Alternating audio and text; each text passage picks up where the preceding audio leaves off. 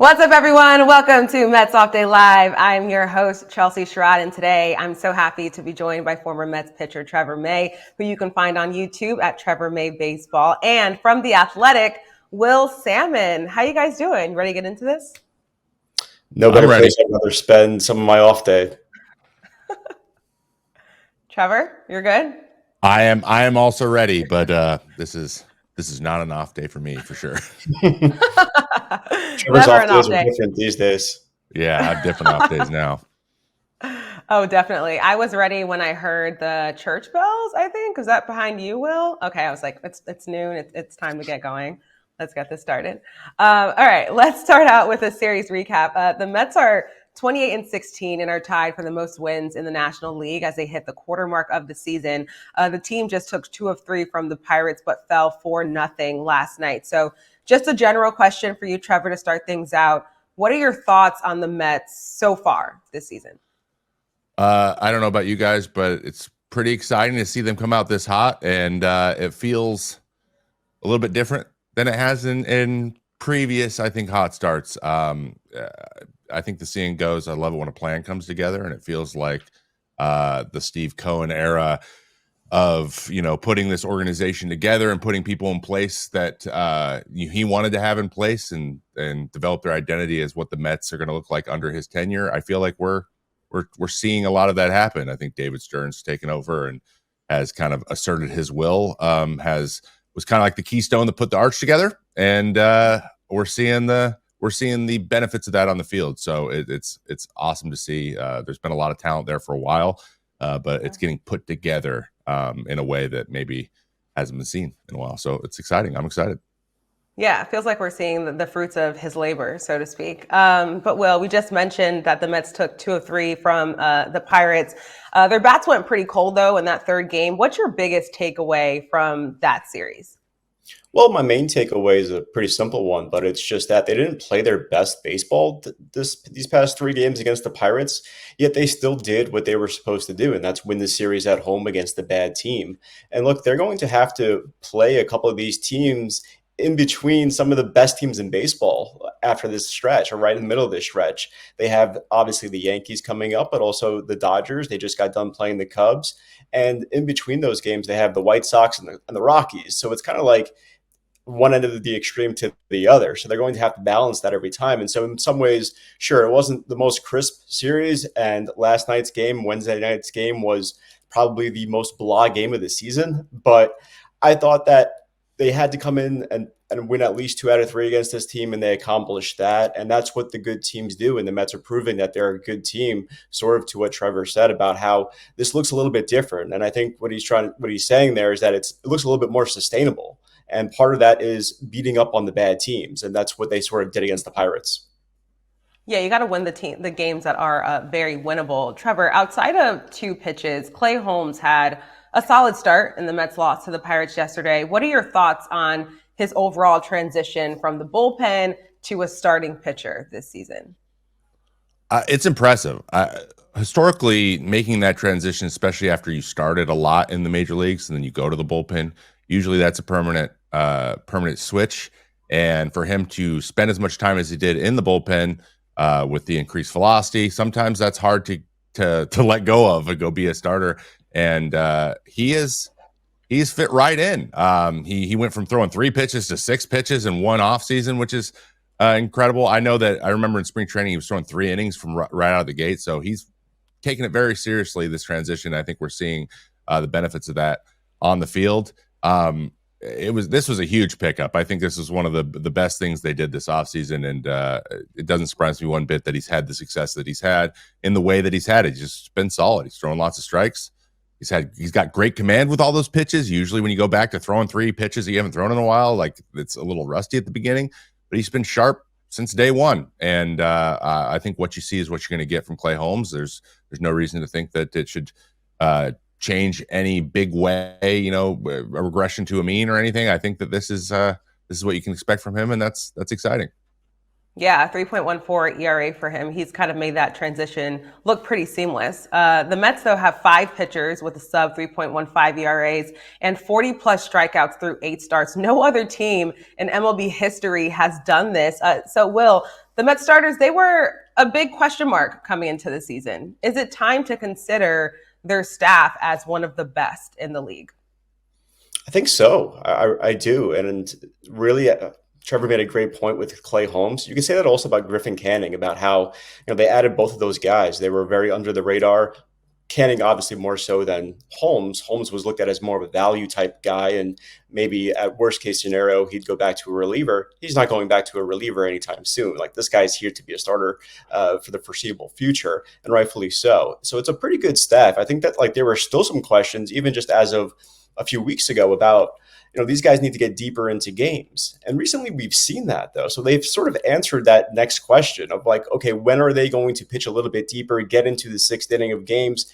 They've done that. They're starting to do that with a little bit more consistency. We're seeing Clay Holmes get into the sixth inning. David Peterson made an attempt to get into the seventh inning or go to 7 innings his last start. Kodai Senga looked pretty good. Tyler McGill's probably the one guy that you'd like to see a little bit more length from. But now we're sort of nitpicking when I say that, right? Because now we're talking about a 4th or 5th guy, and it's like they can't all be aces and they can't all have their best outing of the year every 5th day. So I think that they've definitely exceeded expectations so far externally. But internally, look, the Mets and David Stearns, they know what they're doing from an acquisition standpoint. And then once they get the guy into the building, they know how to optimize him. They know the right pitches to help him along with, and they know to get the most out of them. And they're proving that with almost every single guy. So it's striking that they've sort of hit on everybody. And I don't think that that's quite sustainable. That's not going to occur that way. But it all bodes well, though, because they're going to also get healthier with Frankie Montas and Sean Manaea and Paul Blackburn. And so you would think in theory that this could still keep going. And so that's why I say, yes, the rotation should be considered that good, because they may not have that 1A stud at the top. You could argue Kodai Senga may be that guy, but you could also argue against it. So let's say that they don't. What they do have is a lot of depth, 1 through 6, 1 through 7, 1 through 8 even. I'd go as far as that, plus the guys in the minors, who I'm sure we'll talk about at some point later. So yes, I do think so, because there's the depth and they're proving it with the quality these days. Yeah, proof is in the pudding. And Trevor, you mentioned David Stearns and the job that he's been doing and, kind of seeing that plan that he put together come to fruition. Is he catching lightning in a bottle with these pitching acquisitions, both starters and in the bullpen, or is he seeing stuff that the rest of the league is just missing? What do you think it is?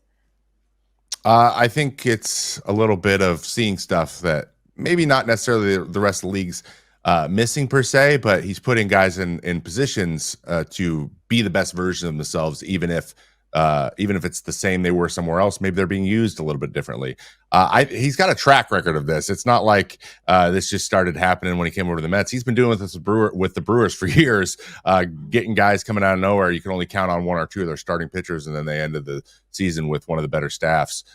So that's definitely been one of his fortes, is finding starting pitching for value and getting the best out of them, and then combine that with passing him off to Jeremy Hefner and letting him kind of do his magic. I think it comes down to everyone's on the same page, right?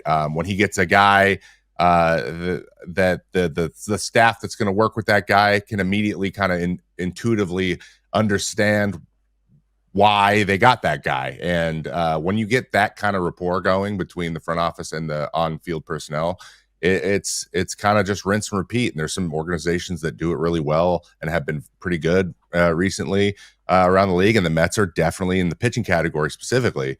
I think one of those teams where pitchers are looking at it and saying, hey, if I have a down year or I have a year where I'm not as valuable maybe in free agency, that might be a good option to get back on track. And that's a great place to be. Yeah, and that's why Stearns was so attractive to the Mets, because of what he was able to do with the Brewers. That's a great point by you, Trevor. This starting staff is still without Sean Manaea and Frankie Montas, like you mentioned, Will. So, Will, how do you think the Mets will balance this staff when those guys are ready to go? We've talked about this in a variety of ways for the last month or so. Whenever we talk about their pitching staff, this is the obvious context. And we always point to, okay, what will happen when these guys return? And the answer sort of remains the same, because they haven't got here yet. And I think that once they do, there'll be something else that pops up. That's always the inevitable thing. And it's one of those good problems to have, and they'll figure it out when they get there. But I still think that like Montas and Minaya, they're still a little ways away. Paul Blackburn's probably your closest guy to helping you at the major league level. He has another rehab start coming up, and they're still putting some length on him so that he could be a starter, because in theory it's a lot harder once you get summoned to the bullpen. You're not going to build yourself up there, so they want him stretched out so that even if he does go to the bullpen, which right now would probably be the way that they go with him, he could give them some length, and he'd be looked at as like that long reliever in the bullpen. And so he could cover 3-4 innings. And then from there, if you need him to be a spot starter later on for some reason, he could still give you a 4 or 5 inning type outing in a bulk capacity, perhaps. So I think that Blackburn's probably the most realistic one as far as like who's coming up that's going to help you immediately or rather soon. Whereas Montas, Minaya, I still think they're a little ways away. Like they sort of just got going on the mound. I think that this conversation is probably better once they hit their rehab assignments, because then we can start seeing those dates on the calendar and be like, okay, well, this is where they have this group of games in the schedule without an off day, and they could program it this way or that way. So I think we're not quite there yet, but it's definitely the reasonable question to ask, because right now they have 5 people in their rotation who have just been pretty much lights out. I mean, you rolled out the ERAs of each of them. They're all having great seasons. There's not one guy in there that deserves to be out of the rotation. And so that's really the point of this conversation, is none of them deserve to be banished from the rotation. So at some point they probably will have that depth, but we're not there right now. Yeah, and I'd like to get a little bit more of a player perspective when we talk about the pitching staff here. So we talked about Clay Holmes and making the transition from the pen to a starter. But Trevor, you made the transition from starter to reliever. How tough is that switch if the Mets decide to move one or more of their guys to the pen? Frankly, it really depends on the guy and how they approach pitching. I know for me, it honestly fit my makeup and my mindset when I pitch better to be in a bullpen than to be a starter. And some guys struggle to make the transition because they think like a starter, and that's how they've always been. So that would be interesting. That would be I think, distinction that the organization needs to make. But I think they know their guys pretty well, and who can they go out and say, hey, just let's throw your 2 best pitches and let you throw as hard as you can, and see where we come out at. And see where we go from there. We saw Minaya when he was in San Francisco have to go and do some bullpen work, and he said this before, he didn't necessarily love it. He's definitely got a profile to be more of a starter, but Montas could be a guy that goes out and throws high 90s and strikes a bunch of guys out. So I think that's going to feed in what type of thing they need out there. If they need length, they might go with the guy who's more of a starter side, or maybe a guy who will be the first one up if someone in the rotation gets hurt, or piggyback somebody and they want to keep them stretched out, or if they're willing to just say, hey, we're going to bite the bullet a little bit on this guy and see if we can get him to be a leverage type guy, because we need one of those. I think that it starts there, where they envision you the type of pitcher you can be in that situation, and go. But it's tough, and you got to commit to it, especially with 2 of those guys being paid well. They're going to want to go back to be starting pitchers at some point, because that is, you don't let go of being a starting pitcher as long as you can. You don't want to be relegated to the bullpen if you don't have to be. And so that's going to play into. So it really comes down to how much they're going to commit to being that reliever, and if that's a decision they made or the organization made for them. Yeah, definitely. We'll see. I guess we'll see how the Mets adjust. Will, you recently posted on X about the Mets' hard-throwing pitchers in the minors. Can you take us through your findings and what that means for what the Mets have in their farm system? Yeah, so basically, I just got tired of being on X every single day and watching the Mets player development Twitter account, or Joe from SNY post about the latest prospect who threw 10 strikeouts in 3 innings, or something nuts like that from the Mets relievers.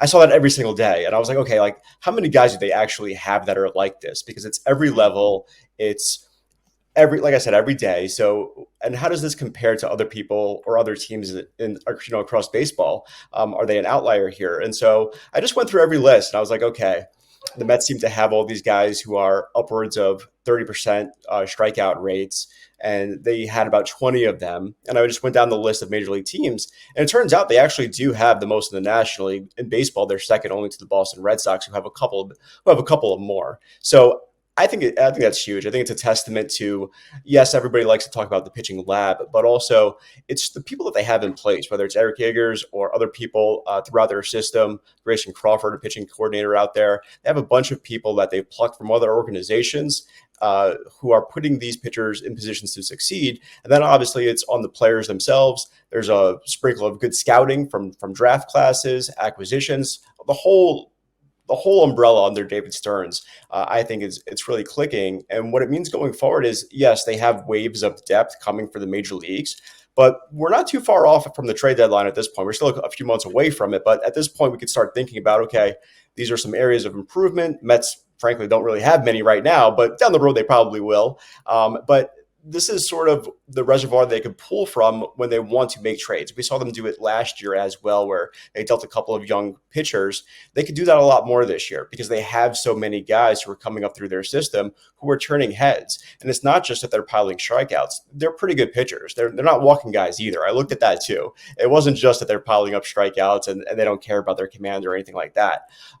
They have it clicking for a variety of guys across all levels. And for Mets fans, it should be really fun to see for the next handful of years. Yeah, for sure. And some of those guys that, we've seen have things clicking. We saw Blade Tidwell make a start this week with Brandon Sproat and Nolan McLean also thriving in AAA. Trevor, I've asked a few guys this question. I love to get your perspective. How do you know when a pitching prospect is truly ready for a call-up? Interesting thing about that question, I think, is a lot of it has to do with what the big league team needs at that point and how patient you can be with a guy. But just like was mentioned previously, like they're not walking guys. They're not getting in these situations where guys are throwing 5, dominant innings, but they're throwing tons of pitches because they're trying to strike everybody out. These guys they're fairly economical and striking guys out. And so you would say they're probably ready to go, or at least they don't have anything else to prove at AAA. The thing with the Mets currently right now is when they need a starting pitcher, they're going to need someone to be plug and play a little bit more. They need you to go and slot in, and the team needs to continue to be as good as they've been, right, to win a division.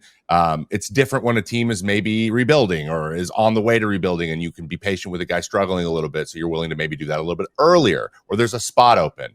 So when it comes to this group specifically, it's just going to come down to opportunity and the guy they feel like is going to make the transition the cleanest and be the most effective, the quickest. But the nice thing is all three of those guys mentioned, you can make a case for. So it's a wealth of riches. It's a great situation to be in.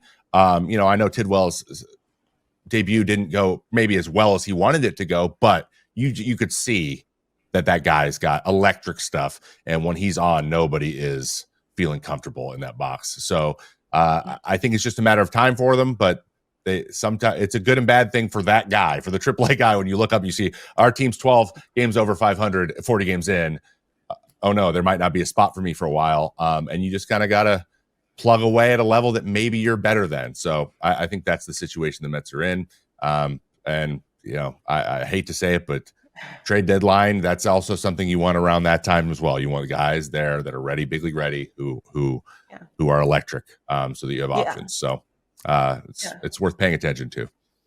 Yeah, and I mean, that's the reality of the business too. But Trevor, pitchers only have so many innings in their arms, both in a season and over the careers.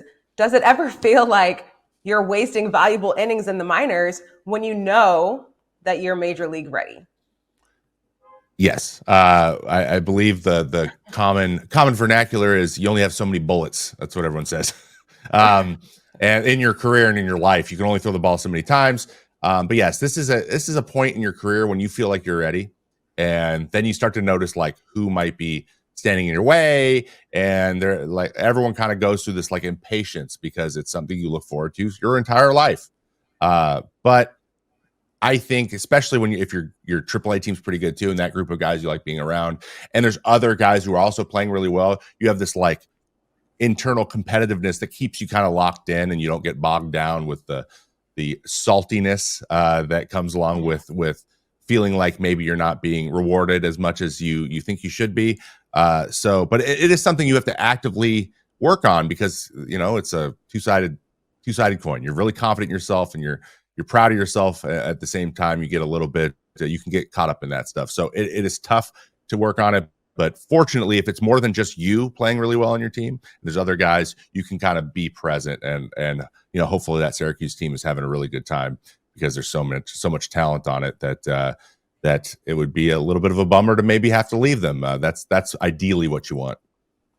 Yeah, that's a good point. Okay, so we've had so many good things to say about the pitching staff and the farm system, but one of the few areas that the Mets are struggling in this season is hitting with runners in scoring position. So, Will, are the Mets pressing too much with runners on, or is there something bigger going on with the club? What are you seeing?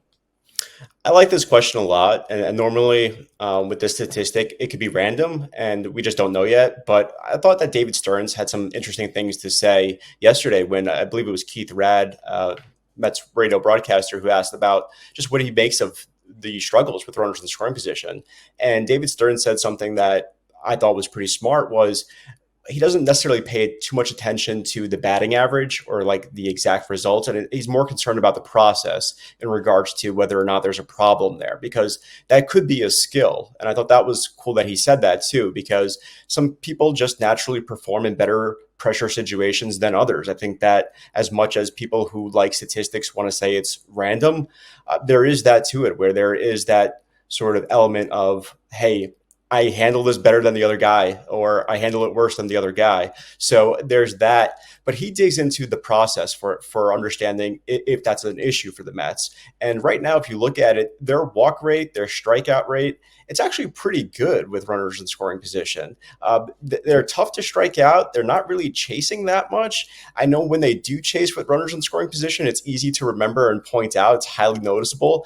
But the fact is that the statistics say that they haven't really gone out of their way to do that too much. They're not being exposed in that way. And so I think that the answer is it's probably going to come around. I think this is a big season for runners in scoring position for Brandon Nimmo and Mark Vientos, because those are the guys who are going to be up in those situations. And so they need more results from those two guys in particular. And look, we said this a bunch already over the course of a month and a half about where the team would be without Pete Alonso.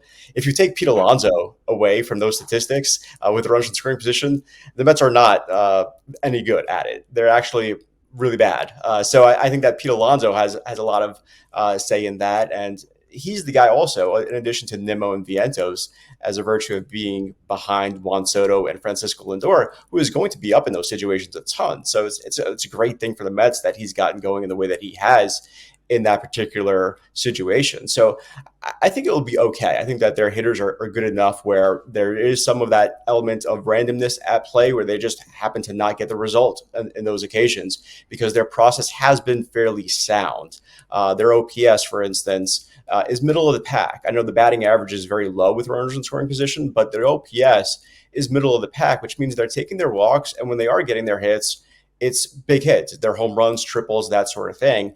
And I also say that it will probably come around, and it's probably a little bit of randomness, because it's not like they're not coming through in big situations late in games. They are. They're winning those games with walk-offs, right? Whether it's Francisco Lindor or Pete Alonso or whoever else coming through in those clutch situations, they happen, and you can't take those away from them. So the proof is there that they're executing in those moments, and it just comes down to they probably need a little bit more luck or fortune of things going their way, and also the idea of needing a little bit more from Vientos and Nimmo in particular in those situations going forward. Yeah, a little bit more consistency there. Trevor, last night, Carlos Mendoza stuck with Jose Azocar with the bases loaded and 2 outs, while Juan Soto and Brett Baty were available. Do you like Mendoza sticking with the guy in the game, or should he have gone with Soto or the hot bat and Baty? I think that situation was interesting because it was in the 4th inning and it was a 2-0 game. I think there's like very specific situations where you would pinch hit that early in a game, maybe later in a year. It's a must-win game, and the game's like 3 or 4 runs, behind. I think that 2-0 is very, very attainable. And then you got to look at the 2 guys that are available. If you bring in Brett Baty at that point, you're putting in a third baseman for an outfielder. You got to shuffle guys around, which they ended up doing later in the game when he did pinch hit. But got to shuffle a lot of guys around, and maybe pinch hitters are being used earlier in the game, and you're burning guys on a day game before an off day, which you don't necessarily want to do. Which brings me to Soto, who it's very clear they wanted to give him an off day, not playing in the game into an off day. They want to give him 2 days off. There could be, maybe he's a little fatigued, maybe something's a little sore a little bit, and they're doing this very much on purpose. So I think that was just off the table from the beginning. And then the Beaty thing, maybe they're like, if we're not going to use Soto, if he's not a guy that we really would avoid to do unless it's the extra innings, especially if we have to put him out to play in the field, we want to use Beaty first. If Beatty's our one guy, let's save him for later in the game when maybe there's a bigger opportunity. And that's when he came up, and it didn't work out then. So I think that's just what it came down to. They're like, hey, this is the game plan going in. We're going to stick to it. And Beatty's going to be our pinch hitter. And we don't want to burn that in the fourth inning and then have to shuffle the entire field around. I think that's what it came down to. But that decision, that conversation was definitely had. And sometimes you just, especially in May, sometimes you're like, this is going to pay off long term. We just have to make the decision this way, even though it's not necessarily a decision we would make in September. Yeah. Great perspective there. As you mentioned, Juan Soto got a day off yesterday, but he continues to play slightly subpar baseball compared to what fans expect from him because our expectations are so very high of Juan Soto. Will, what does Soto bring to the team, though, even when he's not at his best? The presence of being one of the absolute best hitters in baseball at all times. I thought Paul Skeens put it greatly the other day. It was sort of an under the radar comment, but he was essentially asked, like, what do you think of this Mets 1-2-3? Like, what makes them so good? That sort of thing. And his answer was essentially like, look, they don't really have slumps. Like, we could call them slumps. We could call them bad stretches, but they're not really bad stretches. They're just a couple of days where they didn't get a hit. Because there's still that same presence. And that's what Juan Soto is when he's in that lineup. And it forces the other team to adjust their pitching when they know that he's due up in a certain inning. And for the Mets perspective of having the Lindor, Soto, Alonso trio right at the top, that gives you a switch hitter, a lefty and a righty who are at the top of their primes in their careers, and it's just really hard to match up against those guys, especially late in games. And we've seen that unfold, and we've also seen the idea of it being a boon to Pete Alonso, right? It's helping him either get a little bit less pressure to carry the entire load of the offense, and also just see better pitches sometimes because there's people on base and they have to go after him, or they have the bases loaded for Brandon Nimmo or something like that. So we're seeing that trickle down effect, and Juan Soto has not really got going. He's shown some glimpses of getting hot. We have not yet seen that stretch of games where he just dominates for a couple of weeks, which he's definitely capable of, and which I suppose will happen very soon. And it will happen multiple times throughout the course of the season. We've just not seen it quite yet here in the middle of May, but he still had an impact nonetheless on this roster. That's pretty obvious to see. Yeah, for sure. And Trevor, you were on the team when Francisco Lindor first joined and when he was struggling.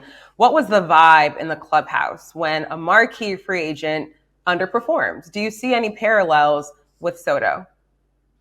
I would say, at least amongst the players, it's not something that we are super worried about. It's more like making sure you got that guy's back, because you know how good they are, and you know that an additional pressure can make getting going could be a little bit harder, no matter who you are. If it feels like the spotlight's always on you, and to do a little bit more every single time you go out there, it makes it tough. So that was more of the thing you think about, and I think that it just so happens when you have a Juan Soto that yeah, he's playing a little bit below I think his expectations, and I would say he's hitting well, but he's not Juan Soto level.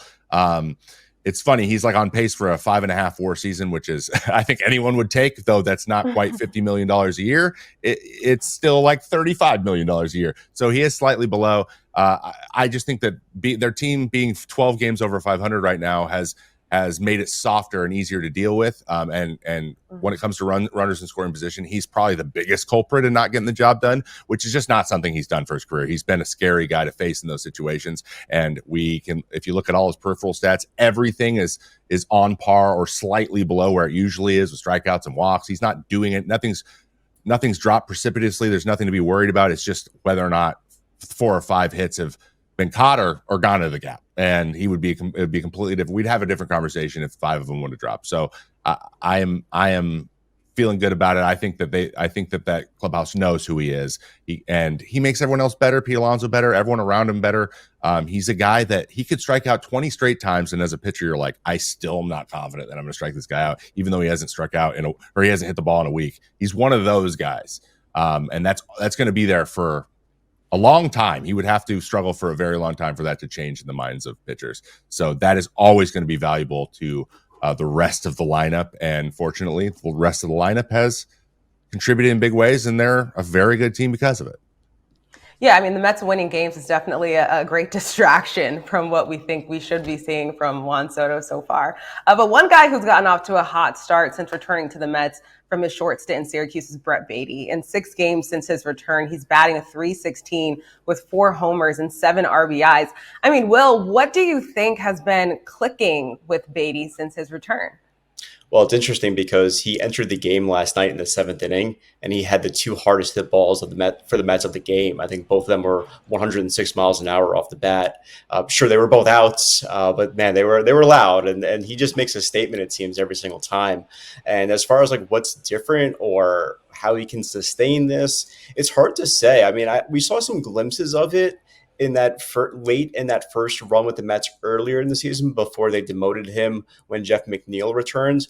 We saw some better at-bats because he was no longer 0-1, 0-2, 1-2 every single at-bat, and he was no longer rolling it over and looking defensive almost at the plate. We saw a shift, and it was too little too late at that point, but we did start to see it where he was a little bit more aggressive early in counts, and he looked like he was just more comfortable driving the ball to all fields. And frankly, like that's the guy who, when the Mets go to AAA or they send, if David Stearns makes a trip or they send someone else there to look at him, that's who he is in AAA. We see that in the numbers. We see that in the highlights every single time he goes there. So he is that talented of a player. We've just never seen it at the major league level. Could be a variety of reasons for that. Pressure for one. We talked about that earlier in the show about how some guys handle that better than others. It could be a variety of things. Also, it's pretty damn hard to hit in the major leagues, so that's part of it as well. So he may just be figuring some things out. He's had a great stretch of games, really dating back to, like I said, that last bit before they demoted him to now. And it just feels like there's a different presence out there for him when he gets to the plate. Like you're excited to see like what he could do. And that's a totally different change because even like when he was going right in some cases a couple of years ago or last year for a little bit of time, he just wasn't hitting with the same authority that he is right now. So clearly there's been some mechanical adjustments as well. That's allowing him to tap into a little bit more power, particularly to the opposite field. So it's all good to see. We have to see it for a little bit longer before we really believe in it, just because of the body of work there. But no doubt he's a talented player, and it's been really cool to see. Yeah, I was going to say, I don't know if it's something someone said to him or if he's changed his pregame routine, but whatever he's doing is working right now. But Trevor, Carlos Mendoza has been sticking with Baty against right-handed pitchers. Are you surprised in any way, though, that he didn't stick with him after his 2 home run game? And could it be deflating for a player to get benched after a big game, even if it is based on analytics? Yeah, it can be deflating. I think that, especially for a guy like Baty, who I think is still trying to find his way to be established in the major leagues. Once you get up, that's milestone 1, but the hardest one is establishing yourself. We know Vientos had the same story that he had last year and established himself. Baty's trying to do that same thing. So once you start to get going, you feel like you're getting going, and then but you're not getting the feedback that you've established yourself quite yet as part of that everyday playing group. That could be deflating if it happens for a long time. But I've been saying this whole show, I think that the organization itself is on top of it in terms of communication for all levels. And I would not be surprised one bit if he was very, very clear on what is expected of him and how he's being used now, and that it's going to take some time of continued success in order to be slotted in that everyday spot. And it's worked so far. How they've been using him is working, and you can't really refute that either. So it's one of those things. He's like, just hold pat, keep doing what you're doing, and if this is the production you're going to keep doing, you're going to force their hand. And unfortunately, that's where he is in his career. So you just have to get the job done until they say, okay, it's your job. Now it's your job full time, and then you hold on for dear life at that point. Right. Got to perform and try to do it as consistent as possible. You both mentioned Mark Vientos, who's starting to find his bat after a slow start, but he continues to struggle in the field. Will, are you surprised the Mets haven't used Vientos more at DH and let Beatty play third? Not really, because it's also about the other guys as well, like whether it's Starling Marte one day or wanting Jeff McNeil in there at a certain position or at DH. So Carlos Mendoza has this, I don't want to say problem, but there's a lot of competition for these at bats that are up for grabs, whether it's at third base, second base, center field, DH. There's a lot of guys, and Carlos Mendoza is really, I think, at least proving to be adept at really managing that playing time when he has a boatload of guys who need to get into the lineup who don't necessarily have these everyday jobs. Mark Vientos pretty much has an everyday job. He proved that last year, and I think that this year, although he got up to a slow start, he's shown some pretty good things. He's doing a lot better against off-speed pitching. He's not striking out nearly as much as he was last year. He's better when he's down in count. So there's a lot to like offensively for Mark Vientos so far this season, even though maybe some of the traditional numbers don't show that quite yet. Defensively, yes, his numbers are going to be dim there. They're not very good, and Brett Beatty is a better defender. So there's that. But I think it goes back to the idea of Carlos Mendoza has a lot of guys that he needs to get in there on a given day, and so it's not as easy as right now, okay, Brett Beatty's the third baseman, Vientos is the DH. And it also depends on the pitcher for that day too, right? Like if it's a lefty or also the Mets know that even if it's a lefty or a righty, perhaps the guy's stuff just plays differently against that particular batter. So they factor that into the equation as well. So there's a lot of variables at play. But I do think that that's one of the configurations that I'd like to see a little bit more of is that Beatty at third base, Vientos at DH. But again, it just creates a little bit of an issue of, okay, like what do you do with Jeff McNeil then? Do you put him in center field? And then there's a question about defense. And then there's the Luis Angel Acuna situation at second base. You don't want to take away from his playing time either. So I think right now, Carlos Mendoza is doing a pretty good job of managing it all. And like Trevor was saying, at some point, if Brett Beatty continues to hit, he's going to force his way into it anyway. We're not having this discussion, and it's pretty obvious that he has to be the third baseman or he has to be in the lineup every day somewhere. And so it's up to the players. And as of right now, Carlos Mendoza is putting them into situations to succeed and to make the most of it, even if it's not every single day. Yeah, definitely something to keep our eyes on moving forward. Speaking of moving forward, let's talk about the Subway Series. The Mets take on the Yankees in the Bronx for the next 3 games. Trevor, Juan Soto has played it cool. He's saying he welcomes the heat from Yankee fans. But do you think that kind of negative energy will hurt his performance, or do you think it'll fire him up? Because it can go either way. Oh, I think he loves that. I think he loves it. I got to be honest, guys, everyone at home listening, because, you guys are New York sports fans. You don't choose one New York team after being on the other New York team unless you love that. It's just the way that it works. And that's where he wants to be. He wants to be in that fire, whether it's his home team or not. And don't be surprised if that we're talking about, he's got to get going. Maybe we need a spark. This could be one of those times where he comes up in that big spot. He just wants to either silence people or get them excited. He does. I think he just thrives off that stuff. It gives him energy, and you see another level from Juan Soto. He wants to put himself in that position. So the Soto shuffle didn't come from nothing. He loves that battle, that come at me type of attitude from the other team. So why not want that from the other fans? Yeah, no, you're right. This could be the spark that he needs. Will, is there more on the line for these teams now after the Soto trade? I think so. They're not going to say that, right? And nobody's going to admit to that or even play that game. But I think that only makes sense from an outside point of view. I mean, you bring in this guy; it's a huge statement for the Mets. This is something that it's unprecedented. Like, you don't see a star switch places in that way.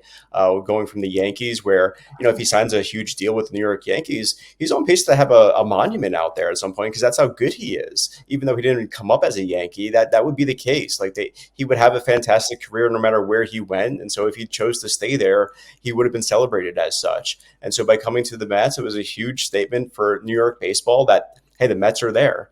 They're going to be there, or they want to be there. And so to do that, you're going to have to beat them as well. Like, you can't just sign the player and then that's that. Like, you have to back it up, and you have to start winning games, and you start to be that team in New York. We're still far from that for the Mets based on history. But in order to get there, they're going to have to take it as seriously as such. And these games are huge for the city. It's huge for baseball as a whole, because I just think that there's nothing better when both teams are thriving in New York for baseball. Oh, absolutely. Trevor, are the Yankees under pressure after getting swept by the Mets last season? Or do the players forget about those things year to year? I think it depends on the guy and who was there and how long they've been a member of that team. One thing that actually struck me a little bit, and I hope this isn't anticlimactic, but I thought the Subway Series was a huge like production for the players, and it wasn't as big of a deal to them as I thought, at least in the Mets side. And I was a little bit surprised by it, because I've always seen it as an outsider looking in as like a huge as rivalries go, right? It's one of the big ones in baseball. But guys treated it or at least approached it, like, let's go win the game, and this isn't bigger in any way, shape, or form. But maybe I think now that both teams are good, and that they're both top of their division, and it's definitely like a who's the best team in New York situation. It's been that conversation, I think, for the last few years. It's getting a little bit spicier.